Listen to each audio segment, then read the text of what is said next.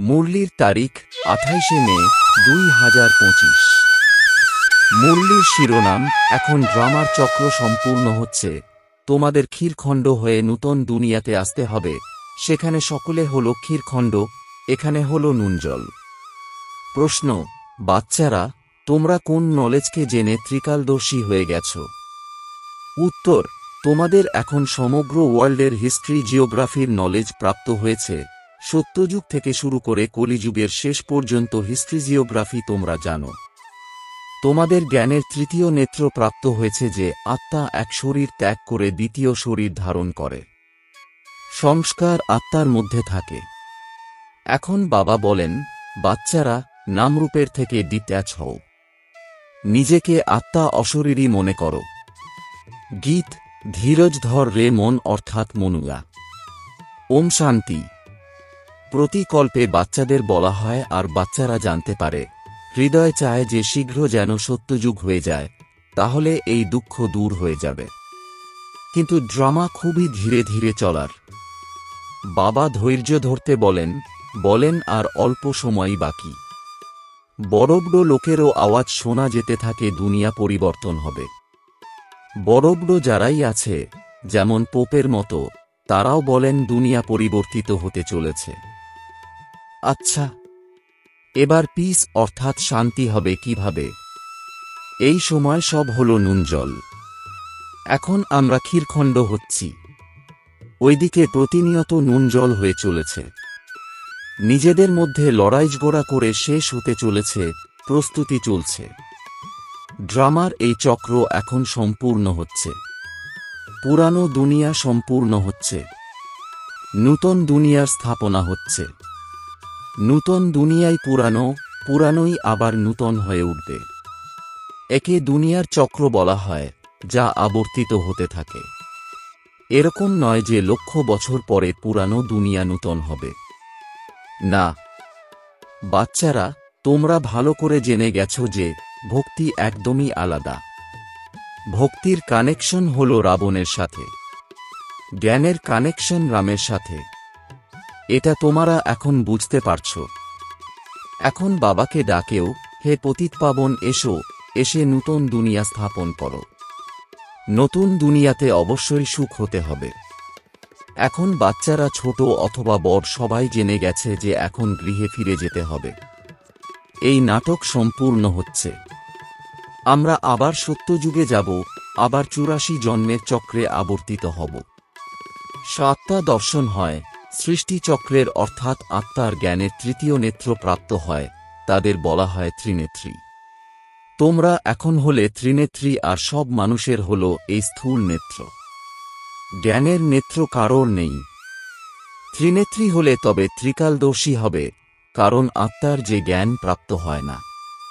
আত্মাই এক শরীর ত্যাগ করে দ্বিতীয় শরীর ধারণ করে।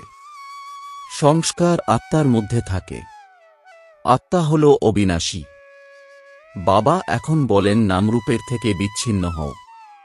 নিজেকে অশরীরী মনে করো, দেহ মনে করো না। এটাও জানো যে আমরা অর্ধকল্প ধরে পরমাত্মাকে স্মরণ করে এসেছি। এর মধ্যে যখন বেশি দুঃখ হয় তখন বেশি স্মরণ করা হয়। এখন কত দুঃখ, আগে এত দুঃখ ছিল না। যেদিন থেকে বহিরাগতদের প্রবেশ হয়েছে সেই দিন থেকে এই রাজারাও নিজেদের মধ্যে লড়াই করেছে, আলাদা আলাদা হয়ে গেছে। সত্যযুগে তো একই রাজ্য ছিল।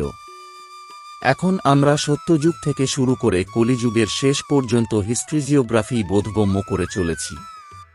এরকম একটাই ডিনাইস্টি কারোর থাকে না। খ্রিস্টানদের নিদর্শন দেখো, তারাও বিভক্ত। সেখানে তো সমগ্র বিশ্ব একজনের হাতেই থাকে। ওটা শুধু সত্যযুগত্রেতাতেই হয়। এই অসীম জগতের হিস্ট্রি জিওগ্রাফি এখন তোমাদের বুদ্ধিতে আছে। আর কোনো সৎসঙ্গে হিস্ট্রি জিওগ্রাফি শব্দটি শুনবে না। তারা তো রামায়ণ, মহাভারত ইত্যাদি শোনায়। এখানে সেই সব কথা থাকে না। এখানে হলো ওয়ার্ল্ডের হিস্ট্রি জিওগ্রাফি। তোমাদের বুদ্ধিতে আছে যে উচ্চতমের চেয়েও উচ্চ হলেন আমাদের বাবা। বাবা অর্থাৎ যিনি সমগ্র জ্ঞান শুনিয়েছেন, তাকে ধন্যবাদ। এক হলো আত্মাদের বৃক্ষ, দ্বিতীয় হল মানুষের বৃক্ষ। মানুষের বৃক্ষের উপরে কে আছেন? গ্রেট গ্রেট গ্র্যান্ডফাদার ব্রহ্মাই বলা হবে। এটা জানে যে ব্রহ্মা মুখ আছে, কিন্তু ব্রহ্মার পিছনে কি হিস্ট্রিজিওগ্রাফি আছে এটা কেউ জানে না। এখন তোমাদের বুদ্ধিতে আছে উচ্চতমের চেয়েও উচ্চ বাবা থাকেন পরমধামে। আবার সূক্ষ্মবতনের কথাও তোমাদের জানা আছে। মানুষই ফরিস্তায় পরিণত হয়, সেই জন্য সূক্ষ্মবতন দেখানো হয়েছে। তোমরা অর্থাৎ আত্মারা যাও, শরীর তো সূক্ষ্মবতনে যাবে না। কিভাবে যায় সেটাকে বলা হয় তৃতীয় নেত্র, দিব্যদৃষ্টি অথবা ধ্যানও বলা হয়। তোমরা ধ্যানে ব্রহ্মা বিষ্ণু শঙ্করকে দেখো। লোকেরা দেখায় শঙ্করের চোখ খুললে বিনাশ হয়ে যায়। এখন এটা তো কেউ বুঝতে পারে না। এখন তোমরা জানো যে বিনাশ তো ড্রামা অনুসারে হওয়ারই আছে। নিজেদের মধ্যে লড়াই করে বিনাশ হয়ে যাবে। তাছাড়া শঙ্কর কি করে? এটা ড্রামা অনুসারে নাম রেখে দিয়েছে, তাই বোঝাতে হয়। ব্রহ্মা বিষ্ণু শঙ্কর তিনজন আছেন। স্থাপনার জন্য ব্রহ্মাকে রাখা হয়েছে, পালনার জন্য বিষ্ণুকে, বিনাশের জন্য শঙ্করকে রেখে দিয়েছে। বাস্তবে এটা হল পূর্ব নির্ধারিত ড্রামা। শঙ্করের কোনো পার্ট নেই। ব্রহ্মা আর বিষ্ণুর পার্ট তো সমগ্র কল্প জুড়ে থাকে। যিনি ব্রহ্মা তিনিই বিষ্ণু, যিনি বিষ্ণু তিনিই ব্রহ্মা। ব্রহ্মার ৮৪ জন্ম সম্পূর্ণ হলে তা বিষ্ণুরও সম্পূর্ণ হয়। শঙ্কর তো জন্মমরণ থেকে আলাদা, সেই কারণে শিব আর শঙ্করকে আবার মিলিয়ে দিয়েছে। বাস্তবে তো শিবের অনেক পার্ট রয়েছে, তিনি আমাদের পড়ান। ভগবানকে বলা হয় নলেজফুল। তিনি যদি প্রেরণার দ্বারা কার্য করাতেন তো সৃষ্টিচক্রের জ্ঞান কিভাবে দিতেন? সেই জন্য বাবা বোঝান, বাচ্চারা, প্রেরণার তো কোনো ব্যাপারই নেই, বাবাকে তো আসতে হয়। বাবা বলেন, বাচ্চারা, আমার মধ্যে সৃষ্টিচক্রের জ্ঞান আছে। আমার এই পাঠই প্রাপ্ত হয়েছে, সেই কারণে আমাকেই জ্ঞান সার্গ নলেজফুল বলে। নলেজ কাকে বলে সেটা তো যখন প্রাপ্ত হয় তখন জানা যায়। প্রাপ্তি না হলে আর জানা যাবে কিভাবে? আগে তোমরাও বলতে ঈশ্বর প্রেরণা যোগান, তিনি সর্বজ্ঞ। আমরা যা পাপ করি ঈশ্বর দেখেন। বাবা বলেন, এই ধান্ধা আমি করি না। এক্ষেত্রে তো যে যেমন কর্ম করে তাকে নিজেকেই শাস্তি ভোগ করতে হয়, আমি কাউকে দিই না। না কোনো প্রেরণার দ্বারা শাস্তি দেব। আমি প্রেরণা থেকে করব তো যেন আমিই শাস্তি দিই। কাউকে বলা যে একে মারো, এটাও হলো দোষ। যে বললে সেও ফেঁসে যাবে। শঙ্কর প্রেরণা দিলে সেও ফেঁসে যাবে। বাবা বলেন, বাচ্চারা, আমি তো তোমাদের সুখ প্রদান করি। তোমরা আমার মহিমা করো, বাবা এসে দুঃখ হরণ করো। আমি কি আর দুঃখ দিই? বাচ্চারা, তোমরা এখন বাবার সম্মুখে বসে আছো বলে কত খুশি হওয়া উচিত। এখানে ডাইরেক্ট সেটা ফিল করা যায়। বাবা আমাদের পড়ান। একে মেলা বলা হয়। তোমরা যে সেন্টারে যাও সেটাকে আত্মাদের আর পরমাত্মার মেলা বলা হবে না। আত্মাদের সাথে পরমাত্মার মেলা এখানে অর্থাৎ মধুবনে হয়। তোমরা এটাও জানো যে মেলা শুরু হয়ে গেছে। বাবা বাচ্চাদের মাঝে এসেছেন। আত্মারা সকলে এখানে আছে। আত্মাই স্মরণ করে যে বাবা এসেছেন। এটা হলো সবথেকে ভালো মেলা। বাবা এসে সকল আত্মাদের রাবণ রাজ্য থেকে ছাড়িয়ে আনেন। এই মেলা ভালো হলো যে না, এই মেলার কারণে মানুষ পবিত্র বুদ্ধি সম্পন্ন হয়। ওই মেলা থেকে তো মানুষ ময়লা হয়ে যায়, পয়সা নষ্ট করতে থাকে, প্রাপ্তি কিছুই হয় না। ওটাকে মায়াবী আসুরিক মেলা বলা হয়। এটা হলো ঈশ্বরীয় মেলা। রাত দিনের তফাত। তোমরাও আসুরিক মেলাতে ছিলে, এখন আছো ঈশ্বরীয় মেলাতে। তোমরাই জেনেছ যে বাবা এসে গেছেন। সবাই জেনে গেলে কত যে ভিড় হবে তা জানা নেই। থাকতে দেওয়ার জন্য বাবা এত বাড়ি ইত্যাদি কোথা থেকে পাবেন? পরিশেষে গান করে যে না, অহ প্রভু তোমার লীলা। কোন লীলা? সৃষ্টিকে পরিবর্তন করার লীলা। এটা হলো সবথেকে বড় লীলা। পুরানো দুনিয়া শেষ হওয়ার পূর্বে প্রথমে নূতন দুনিয়ার স্থাপনা হয়, সেই জন্য কাউকে বোঝানোর সময় আগে স্থাপনা, বিনাশ, তারপর প্রতিপালনের কথা বলতে হয়। স্থাপনা যখন সম্পূর্ণ হয় তখন আবার বিনাশ শুরু হয়, তারপর প্রতিপালন হবে। তাই তোমাদের অর্থাৎ বাচ্চাদের খুশি থাকে যে আমরা হলাম সুদর্শন চক্রধারী ব্রাহ্মণ। আবার আমরা চক্রবর্তী রাজা হই। এটা কারোরই জানা নেই এই দেবতাদের রাজ্য কোথায় গেল। নাম চিহ্নটুকুও লুপ্ত হয়ে গেল। দেবতার পরিবর্তে নিজেদের হিন্দু বলে দেয়। হিন্দুস্থানে বসবাসকারী হল হিন্দু। লক্ষ্মীনারায়ণকে তো কখনো এইরকম বলা হবে না, তাদের তো দেবতা বলা হয়। এখন তো ড্রামা অনুসারে তোমরা এই মেলাতে এসেছ, এটা ড্রামাতে নির্ধারিত হয়ে আছে। ধীরে ধীরে বুদ্ধি হতে থাকে। তোমাদের যা কিছু পার্ট চলছে সেটা আবার পরবর্তী কল্পে চলবে। এই চক্র আবর্তিত হতে থাকে। এরপর রাবণ রাজ্যে আসুরিক প্রতিপালন হবে। তোমরা এখন হলে ঈশ্বরীয় বাচ্চা, এরপর দৈবী বাচ্চা আবার ক্ষত্রিয় হবে। তোমরা যে অপবিত্র প্রবৃত্তি সম্পন্ন হয়ে গিয়েছিলে তারাই আবার পবিত্র প্রবৃত্তি সম্পন্ন হয়ে ওঠো। এরাও তো হল দৈব গুণ সম্পন্ন মানুষ। এছাড়া এত ভুজ ইত্যাদি দিয়ে দিয়েছে বিষ্ণুকে, এটা কেউ বলতে পারবে না। মহালক্ষ্মীরও পূজা করা হয়। জগত অম্বার থেকে কখনো ধন চাওয়া হয় না। ধন অতিরিক্ত প্রাপ্ত হলে তো বলা হয় লক্ষ্মীর পূজা করেছিল, সেই জন্য তিনি কোষাগার ভরে দিয়েছেন। এখানে তো তোমাদের প্রাপ্তি হচ্ছে জগত অম্বার থেকে পরমপিতা পরমাত্মা শিব দ্বারা, দিতে সক্ষম একমাত্র তিনিই। তোমরা অর্থাৎ বাচ্চারা হলে বাপদাদার থেকেও বেশি লাকি। দেখো জগদম্বার কত মেলা হয়, ব্রহ্মার এত হয় না। ব্রহ্মাকে তো একই জায়গায় বসিয়ে দেওয়া হয়েছে। আজমেরে বড় মন্দির আছে। দেবীদের মন্দির অনেক আছে, কারণ এই সময় তোমাদের অনেক মহিমা থাকে। তোমরা ভারতের সেবা করো, পূজাও তোমাদের বেশি হয়। তোমরা লাকি। জগৎ অম্বার জন্য এরকম কখনো বলা হবে না কি তিনি সর্বব্যাপী। তোমাদের মহিমা সুখ্যাত হতে থাকে।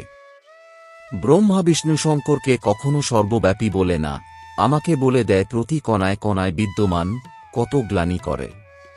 আমি তোমাদের মহিমা কত বাড়িয়ে দিই। ভারত মাতার জয় বলা হয়, তাই না? ভারত মাতা তো হলে তোমরা, তাই না? ধরণী নয়।